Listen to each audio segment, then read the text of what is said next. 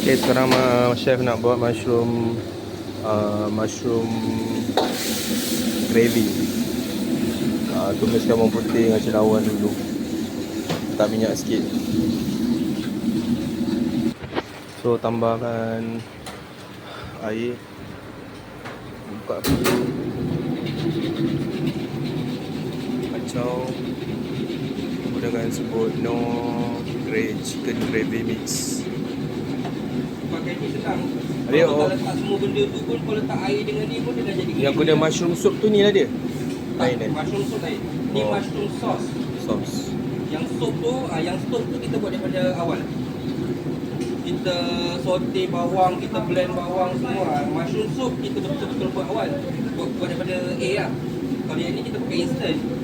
Nak buat, tak ada masanya nak buat daripada awal. Nak kena bakar pulang tu tak ada.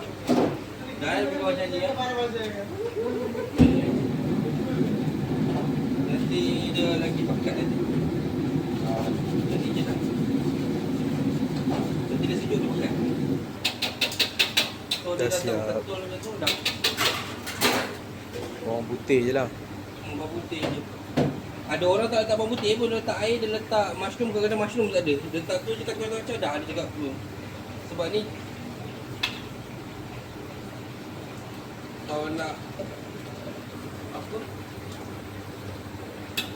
cincang-cincangkan mushroom tu boleh juga, tapi aku suka kalau nampak ketul-ketul. Okay, Raja dia simpan nanti ya. dah siap. So ni Nak lah lagi sedap mushroom. masa lepas masak tu tak pakai cream tapi